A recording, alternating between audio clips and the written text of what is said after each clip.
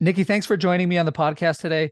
We're doing this over Zoom, which feels a little awkward because our offices are right across the hall from each other. But regardless, thanks for joining me on the podcast today. Yeah, thank you for having me. Well, Niki, you've had a really interesting career and you've arrived at a place that maybe you wouldn't have expected. And you've learned a lot of things along the way. So as you think back on your career, your journey, are there any lessons, simple, practical, underappreciated, that you've learned along the way that you'd most like to pass along to others? Yeah, thank you. I guess a reason why you invited me on the podcast is that I have a learning disability, which has made my career and career choices perhaps a little different than that of most people. I think in terms of life lessons, if I want to sort of preview that. Don't believe what other people say and work your way around whatever norms and expectations there are. And just because something is a norm doesn't mean that it cannot be changed or questioned. And also norms are just norms, right? Taken for granted. And so as a person, so I have dyslexia, as a person with a learning disability, growing up, I was the school environment didn't fit at all how I learn or how I process information. I was only diagnosed around age 14. Until that time, and even after the time, I never received any accommodations because I'm like ancient. And so at the time, there wasn't really a lot to do with accommodations, and nobody really understood what dyslexia was exactly. And so I always had to figure out my own way to receive material and to learn and to navigate college. And so that's where I'm very sort of independent thinker, and I don't care about the bureaucracy that other people created, because it was not created for people like myself. And so I could never survive there. So that makes me very sort of, I guess, singular and just focused on what I think is right. Now, how I got to this career, I was actually doing a mentoring session for current students at the place where I did my PhD last week, so these current students were students with disabilities. So I was talking to one who had ADHD and OCD, and she asked me about how my career came about, and whether my career was always very intentional, because she was very much concerned about sort of I guess I want to say, and this is maybe a little bit Dutch because I am from the Netherlands, but tripping her way and falling her way through her career. And then I was like, well, I think my life and career has actually pushed me towards academia, but certainly not because everything was very successful. So certainly in my schooling, I failed through just about everything. Then my first job, and I was always kind of ambitious, but my first job, I got laid off because essentially at some point there was just not any work for me to do. So by the time that, it was around 25 that I lost that job. Then I found another job at KPMG in Belgium, which I would have never applied to if I hadn't gotten laid off at my first job. So then I was at KPMG Belgium. This started around 2000.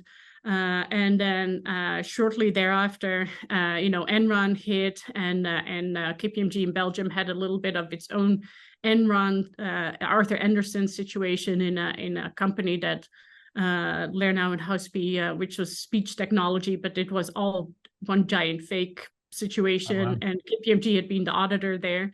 And it was really badly organized. So they were laying off by late 2002, early 2003, laying off a lot of people. And I was working there in ethics management.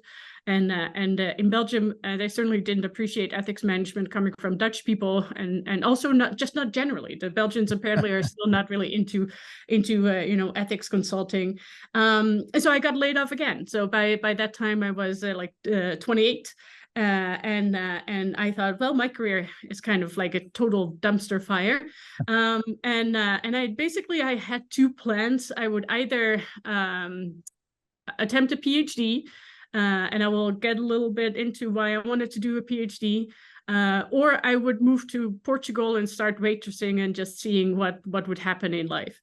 And then so I applied for just one school because one of my KPMG colleagues, he was actually a full professor there. And so I wanted to do my PhD with him. So they wanted me to do the GMAT. I didn't want to do the GMAT because severely traumatized by standardized testing, because dyslexic people are really bad at standardized testing. So I had myself retested for dyslexia, and then I didn't get in. And so then I was, okay, I'm going to move to Belgium. Portugal. Portugal, sorry, I was in Belgium. Yes, you're good for paying attention there. And then so it was like October or something, and I was packing up my stuff to move to Portugal.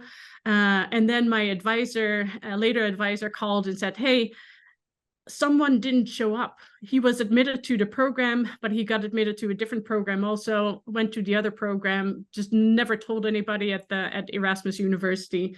And so we have the slot open, and I can wheel you in." And I was like, okay, I need to think about it. And as I was putting the phone down, because this was still a landline kind of situation, I was like, of course.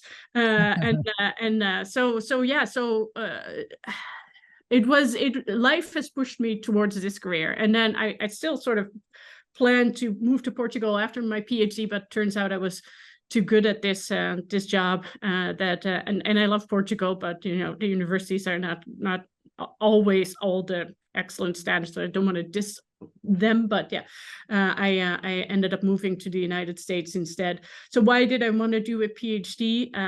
To prove I wasn't stupid. And so this is a very common dyslexic experience, and I'm learning also certainly an experience that kids with ADHD have, is that like reading and writing is only one part of dyslexia, and it's something that a lot of people associate with dyslexia, but it's the other stuff that is caused by our different neurology that has us essentially present ourselves in a way that teachers just think we're lazy, we're not trying hard enough, and that essentially we're not smart.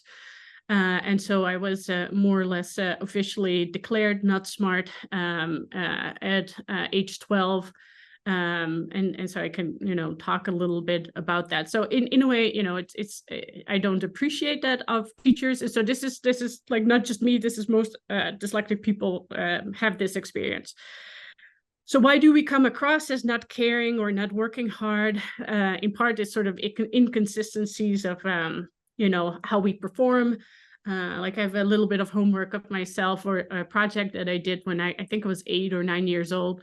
And I have the word flag in a sort of 20-word blurb. I wrote the word flag 3 times, and I spelled it differently 3 times. Oh. So in part that just seems sloppy to professors, right? Because obviously once of the 3 times it was right, and so I knew how it was spelled apparently. I just wasn't, bothered enough to do it consistently, right? But then stuff that people usually do not know about is that we tend to daydream a lot. Why do we daydream a lot? It's because this is how we process information better. We need oversight and the big picture before we understand things. Until I have the big picture, I just don't understand anything that's happening. And so how we process that information due to our different neurology, where apparently also like the distance between neurons is bigger, and so the signal takes longer and whatnot. We just need to zone out and disconnect. And so you see kids in the classroom staring out the window. The dyslexic kids usually, many of them have attention problems, so it's comorbid also with ADHD. And so here you see me being very distractible, and so not very, not willing apparently to concentrate. Well, concentration is for me just literally quite difficult to actually do. And then a bigger issue still is that most dyslexic people have problems with phonetic decoding, which means translating sounds into words, into meaning. Most dyslexic people, or all dyslexic people, and a lot of ADHD folks also have a poor working memory, which is a part of the memory where, you store short-term things like number sequences and things like that. And the combination of these two things is that for me and for many other dyslexic people, it's very hard to follow verbal instructions.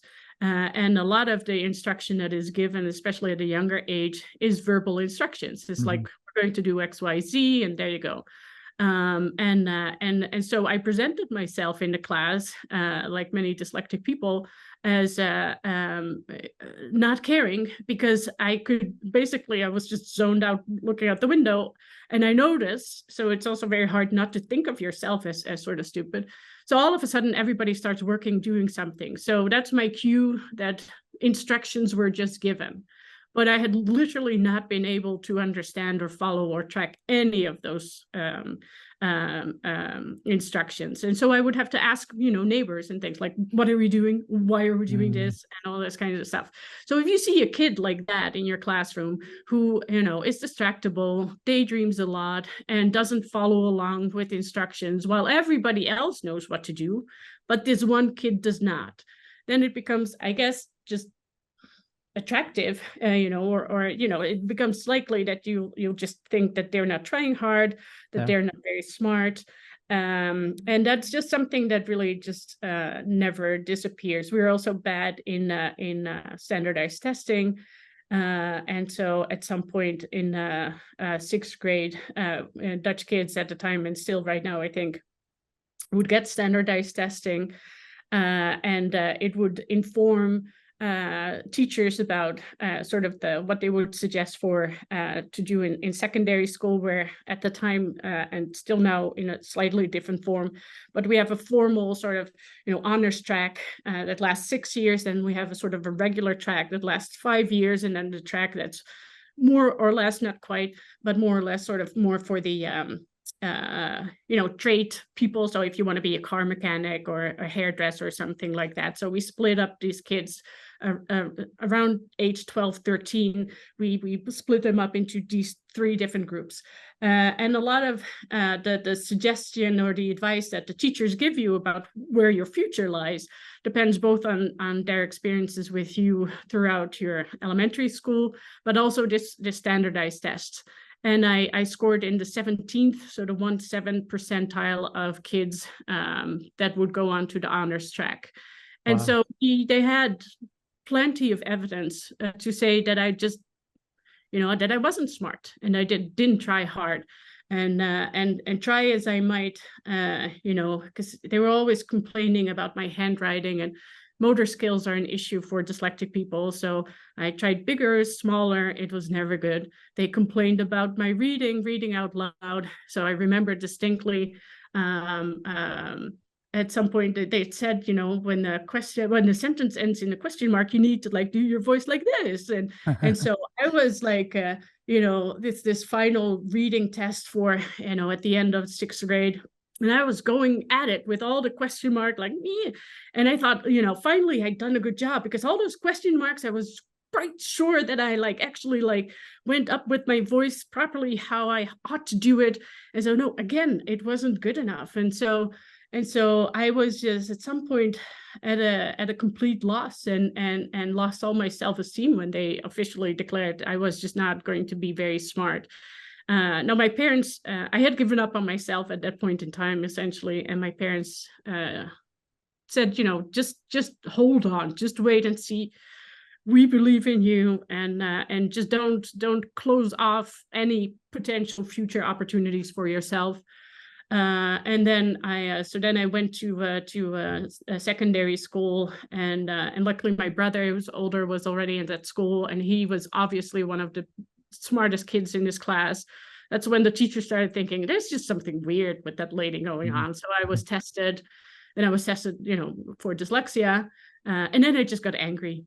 I got angry to prove myself that I wasn't stupid. And that's why I went to doctoral school, to get officially there's no higher degree. And so now nobody can tell me that I'm stupid anymore. Because look at that. But it was, it was a sort of, as in therapy, they say you can use anger to motivate. And so anger can be, certainly motivating, and a very sort of emotion that will, help you work hard.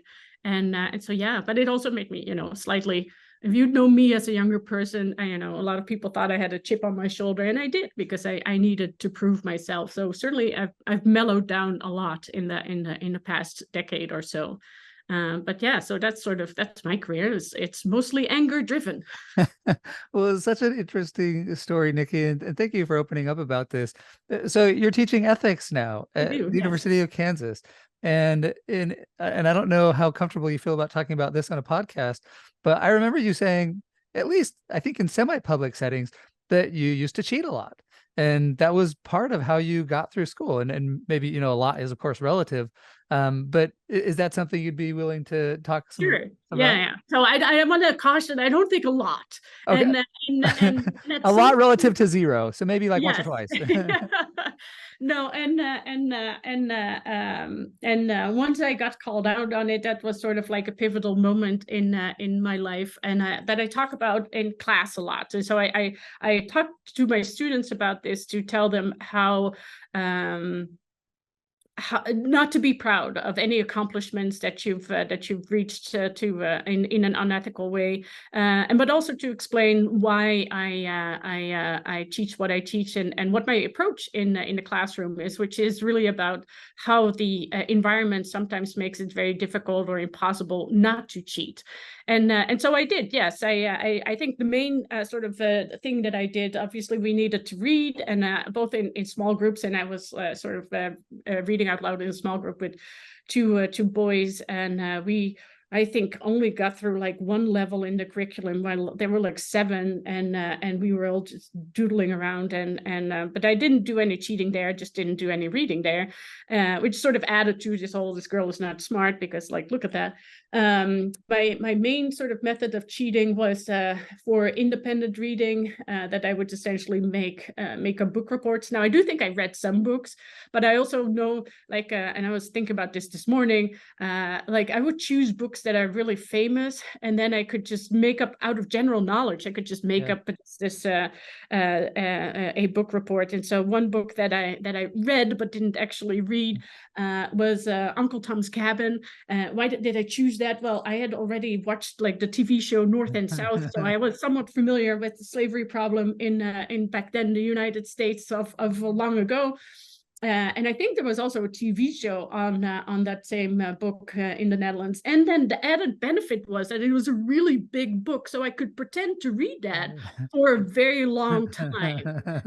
And so I did. And so one other that I did that the same way was Anne Frank's diary. I mean, just nobody that grows up in the Netherlands doesn't have like a vague understanding of what that book is about. I also sort of, she doesn't know this. Well, I told her, I think, recently, but I also sort of co-opted my mother into the scheme. I would just say like, oh, I read this book, but I really don't know what to write about in my book report. And she would be like, oh, you could like blah, blah, blah. And it's like, okay. I would write whatever the heck she would do. So that was very, very helpful. So eventually I got called out on not the book report situation, but we had to make a project on grapes, because there was a guy in the little town where I went to school who had like a vineyard there, and so we had like an excursion going there, and we talked about grapes and whatnot. And I'm not entirely sure, because I was like 11 at the time, so I'm not entirely sure what was going on in my mind. But I had, like, in terms of not understanding that this was unethical or this was cheating, because I had literally photocopied like a piece of an encyclopedia and cut that out and put that in my project. And I mean, and I swear I don't think I meant to cheat, but obviously I think most people would say, like, if you don't know that that's cheating, then there's probably something wrong with your, with how you were raised, which probably maybe is. And then this was like the only thing that we ever got prize for, because there were no prizes in the Netherlands, still not, and because we don't do the awards thing. So very. And then I got like second prize because they thought it was wonderful. And then a girl, so a peer next to me, yelled out in public, but she didn't even do the project. She did like, that's not her own work, essentially, she was saying. And she was right. And I haven't cheated since. And I think this is why I teach ethics, is that I was just deeply compromised, if you will, as a child, trying to meet expectations, never meeting any of them because they just didn't understand any of how my brain works. And to manage the distractibility, I'd asked to be, sit aside by myself, almost behind a file drawer. And I've tried everything, and I tried the cheating, but then I got called out on it, which may have, maybe they knew about all of the cheating all the time, so that this is part of why they thought I wasn't very smart. But yeah, and it's not uncommon for dyslexic kids to cheat or have sort of a I scratch your back, you scratch my back kind of situation with a peer. I know somebody who had for projects, she had a friend in their class, and the friend would do all the writing and she would do all the drawing, and they would hand in separate projects. But that's how she managed. I spoke to one guy, because I did 51 interviews with dyslexic people for a 51 dyslexic people for a paper of mine. One of our interviewees, his grandfather had been a spy, because apparently we're really good at spying. So MI6 or whatever it is in the UK deliberately recruits dyslexic people Oh, for wow. Yeah. And so, steaming open envelopes and picking up locks of drawers or offices to look at exams before they were given. That guy did that. And then there's, more benign cheating, if you will, that I spoke with the person. He had a lot of admin that he had to do, and he would just sometimes fake being sick to have time at home to work on the admin that he needed to do, that he just couldn't get done during the regular workday. And so, yeah, I remember one person saying, "Oh, I cheat. I didn't know if we should talk about this in the interview, but I cheated my face off in school." And so, yeah. Because especially if you're not diagnosed, you're smart in a way, but you also know you're different, and you definitely know that you cannot do what other kids can do. And then, sometimes this is what happens. Well, and so I love, going back to your lessons of don't believe what other people say. Right. And you had to have the self-belief, which sounds like your parents really kind of helped, hang in there at the end. And then you just got to work around the norms and figure out how to make it happen in your situation. No, that I was now understanding mental health better. I had gotten the impacts that my elementary school had on me, and sort of officially declaring me stupid and lazy. It was so profound that much of my early teens and later teens, I was depressed. And if my parents hadn't sort of said, they weren't pressuring me, they said you have to. They said just try. It's okay. And so I think, I have this moral obligation to always try, but it's also okay to fail. They were like, just try. If it doesn't work, it doesn't work. That's okay. But just let's give it a go. Yeah. And that is, I think, what I try to do. And so even, the evening before officially starting my doctoral program, I had one small panic attack of what if I can't do it? And I was with my dad, and he was like, well, we'll just see, and so we'll just see. And so that's ultimately how I was able to cope and to get through, and to later sort of try to heal myself from the trauma that that essentially elementary school was for, and is for, many dyslexic people. Well, this is so inspiring, and I can only imagine, the transformation, at least in terms of maybe how other people see you.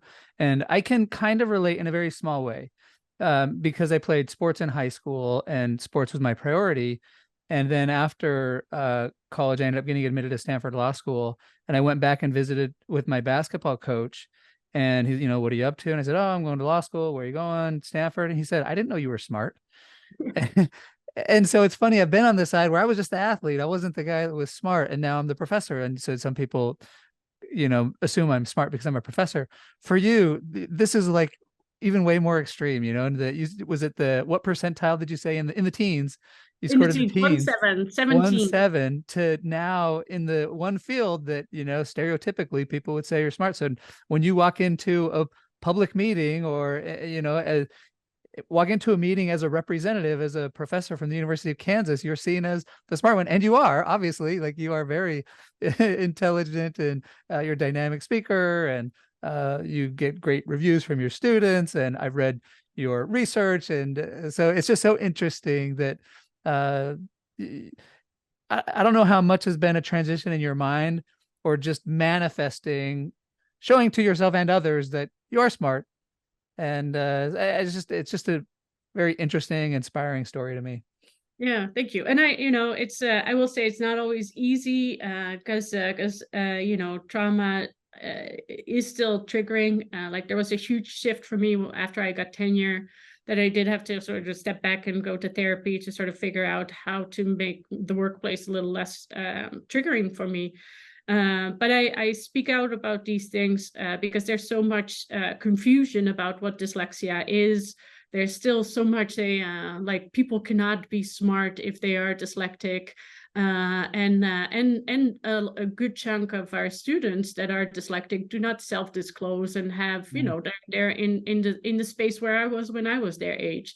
And then, in the dyslexic community, we have like the famous dyslexic people that you always get, like the Richard Branson and just Charles Schwab, and all these like the Nobel Prize winners, and then I also want to show that I am successful, but I'm like not a Nobel Prize winner, and I recently said, I forget where it was, but I'm like the dyslexia B-list celebrity, and so I want to show students that it's okay to be that way if they have a disability, because they might not disclose. And look, there's an actual just regular human being, not like a Sir Richard Branson, but a regular human being living a regular life. And you can do it too. And to show my colleagues, to show everybody who doesn't understand dyslexia, that this is it. You have a colleague who most people, I think I'm at least decently competent, and yet I'm learning disabled, and you have these students in your class too. And so be nice to them, because these are talented people. Well, I love this idea of rejecting the norms, right? I mean, it's okay to be a B-list dyslexic. Yes, I think so. And yeah. And anyway, not everybody has to have a Nobel Prize, and also I'm in the wrong fields to get a Nobel Prize, I guess. So. Well, Niki, thanks so much for sharing your time with me today. Like I said, you're an inspiration, and you have also been so kind to me. You're my mentor at KU, and you've been so helpful as I've transitioned here to my first faculty job. So thank you for coming on. Thank you for your kindness, and I just appreciate the chance to learn from you today. Well, I appreciate the opportunity, and I'm going to be seeing you around, I'm sure. See you soon. Thanks. Bye.